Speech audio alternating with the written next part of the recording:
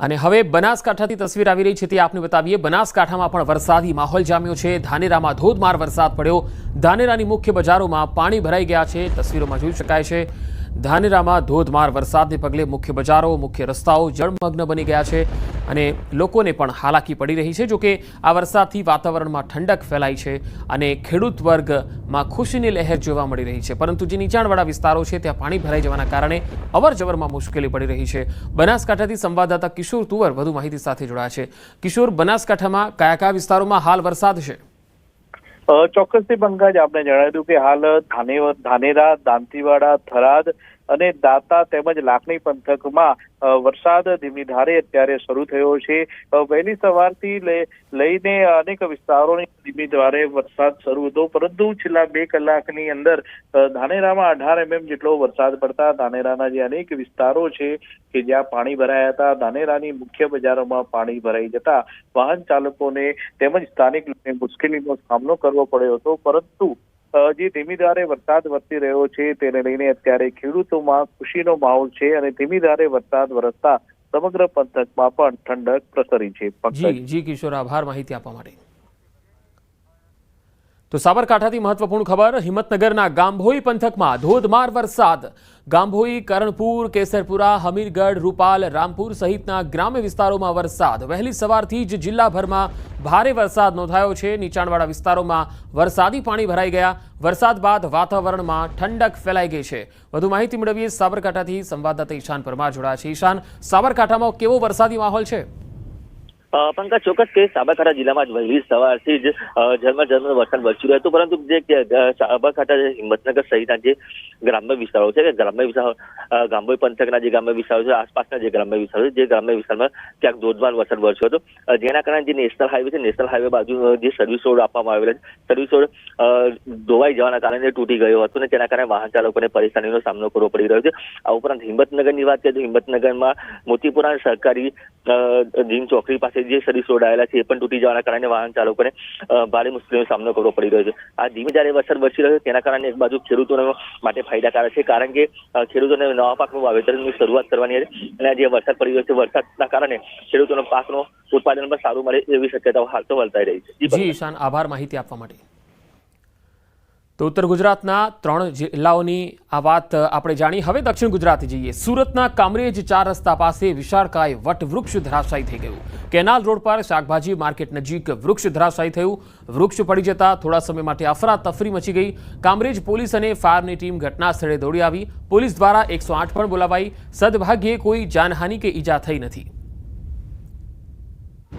તો સુરતના કામરેજનો આ બનાવ તસવીરોમાં તમે જોઈ શકો છો કે કેવી રીતે આ વૃક્ષ ધરાશાયી થાય છે। જોકે આ ઘટનામાં કોઈ જાનહાનિ થઈ નથી। કામરેજમાં ઝાડ પડતા દોડધામ મચી ગઈ હતી। તસવીરોમાં તમે જોઈ શકો છો સુરતના કામરેજ શાક માર્કેટ નજીક એક વિશાળકાય તોતિંગ ઝાડ અચાનક ધરાશાયી થઈ ગયું। જોકે એ વખતે ત્યાં કોઈ વ્યક્તિ હાજર ન હતું, જેથી એક જાનહાનિ જે છે એ બચી ગઈ। કેનાલ રોડ પરનો આ બનાવ છે। જોકે આ ઘટના બાદ મોટી સંખ્યામાં લોકોના ટોળા અહીંયા એકત્ર થઈ ગયા હતા। જેસીબી નહીં, 2 ટીમો પણ અહીંયા બોલાવવામાં આવી હતી। 2 જેસીબીની મશીનથી આ જે વૃક્ષ છે એને રસ્તા પરથી અલગ કરવામાં આવ્યું હતું, હટાવવામાં આવ્યું હતું। પરંતુ જ્યારે આ વૃક્ષ પડ્યું ત્યારે સૌ કોઈના જીવ તાળવે ચોંટી ગયા હતા, કારણ કે બધાને એવું હતું કે અહીંયા કોઈને કોઈ વ્યક્તિ ફસાયું હોઈ શકે છે। પરંતુ અહેવાલ જ્યારે આવ્યા ત્યારે તપાસ બાદ ખ્યાલ આવ્યો કે અહીંયા કોઈ હાજર ન હતું, એટલે અહીંયા કોઈ મોટી જાનહાનિ થઈ નથી। સુરતથી સંવાદદાતા કેતન મારી સાથે જોડાયા છે। કેતન, આ જ્યારે વૃક્ષ ધરાશાયી થયું ત્યારે કેટલા લોકો ત્યાં હાજર હતા? હાલ શું વધુ વિગત? જી, ચોક્કસથી વાત કરીએ તો સુરત જિલ્લાના કામરેજ તાલુકાની અંદર બપોરના સમયે ભારે પવન જે ફૂંકાયો હતો, જે અંતર્ગત કેનાલ રોડ ઉપર વિસ્તાર કઈ વડ વૃક્ષ જે હતું એ ધરાશાયી થવા પામ્યું હતું। કેનાલ રોડ પર શાકભાજી માર્કેટ નજીક વૃક્ષ ધરાશાયી થતા અફરાતફરીનો માહોલ સર્જાયો હતો। પરંતુ મહત્વની વાત એ છે પંકજ કે આ જે શાક માર્કેટ છે સાંજે 4 વાગે શરૂ થતું હોય, જે અંતર્ગત ત્યાં પબ્લિકની અવરજવર ઓછી હતી, જેના કારણે કોઈ જાનહાનિના અહેવાલ પ્રાપ્ત થયેલ નથી। પરંતુ આ સમગ્ર ઘટના જે છે એ હનુમાનજી મંદિરના સીસીટીવી ની અંદર આ ઘટના કેદ થવા પામી હતી અને વૃક્ષ ધરાશાયી થાય છે એના સીસીટીવી પણ સામે આવ્યા છે। અને ખાસ કરીને વૃક્ષ ધરાશાયી થતાની સાથે જ જિલ્લા ફાયરની ટીમ તેમજ પોલીસ અને 108ની ટીમ પણ ઘટના સ્થળે ઘટનાનું નિરીક્ષણ કરવામાં આવ્યું હતું. તાત્કાલિક અસરથી જે ધરાશયી જેનું વૃક્ષ હતું એને હટાવી અને શાકભાજી માર્કેટ પૂર્વવત કરવામાં આવ્યું હતું. જી પંકજ. જી કેતન, આભાર માહિતી આપવા માટે.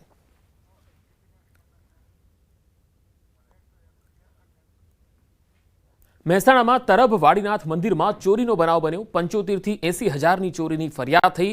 મંદિરમાં ચોરીના સીસીટીવી સામે આવ્યા. આ સીસીટીવીમાં તસ્કરો કેદ થયા છે.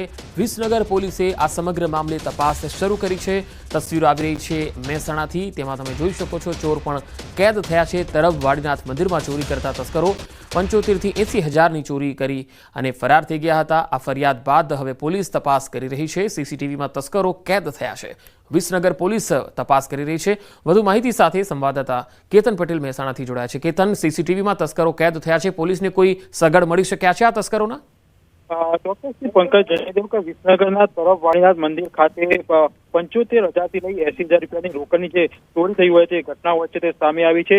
હાલમાં વિસનગર તાલુકા પોલીસ મથકે સમગ્ર જે ઘટના હોય છે તેને લઈ જે તપાસ હોય છે તે તપાસ શરૂ કરી છે. લાકડાની દાન પેટીમાંથી રોકડ રકમની ચોરી હોય છે તેને લઈ હાલમાં જે ફરિયાદ હોય છે તે ફરિયાદ થઈ છે. સમગ્ર જે ઘટના હોય છે તેના જે સીસીટીવી હોય છે તે સામે આવે છે. પોલીસ દ્વારા સમગ્ર સીસીટીવી અને અન્ય જે વિગતોને લઈ હાલમાં જે વધુ તપાસ હોય છે હાથ ધરી છે. જી કેતન, આભાર માહિતી આપવા માટે. ચોમાસું જામતા જ ડાંગમાં પ્રવાસીઓની ભીડ જામવા માંડી છે. ડાંગ જિલ્લામાં ઝરમર વરસાદ ચાલુ છે. પ્રકૃતિ સોળે કળાએ ખીલી ઉઠી છે. પહાડોની વચ્ચે અંબિકા નદી ઉપરના ગીરાધોધ સક્રિય થયા છે. ત્યારે પ્રકૃતિની મજા માણવા લોકો સાપુતારા સહિત ડાંગમાં મોટી સંખ્યામાં પહોંચી રહ્યા છે. બે અલગ અલગ તસવીરો તમે જોઈ શકો છો. ડાંગ જિલ્લાનો સાપુતારા એ સોળે કળાએ ખીલી ઉઠ્યું છે. અહીંયાનો ગીરાધોધનો નજારો જોવાલાયક, માણવાલાયક હોય છે. બીજી તરફ બોટિંગની મજા લેવા માટે પણ લોકો સાપુતારા ખાસ આવતા હોય છે. આ દિવસોમાં પ્રકૃતિ પણ સોળે કળાએ ખીલી ઉઠતી હોય છે. અને ડાંગમાં બે મહત્વના જે ધોધ હોય છે, એક આ ગીરાધોધ છે અને એક ડોન હિલ સ્ટેશન છે. ત્યાં પણ લોકો મોટી સંખ્યામાં જતા હોય છે. હવે પંચમહાલની તસવીરો પણ જોઈએ. પંચમહાલ મોરવા હડફ તાલુકાના વિવિધ વિસ્તારોમાં મેઘરાજાએ ધમાકેદાર એન્ટ્રી કરી છે. મોરા, સુલિયાત સહિતના ગામોમાં દિવસ દરમિયાનના વિરામ બાદ ધોધમાર વરસાદ પડી રહ્યો છે. પંચમહાલના અનેક વિસ્તારોમાં વરસાદ પડવાના કારણે વાતાવરણમાં ઠંડક ફેલાઈ ગઈ છે. મોરા, સુલિયાત સહિતના ગામોમાં વરસાદ પડ્યો.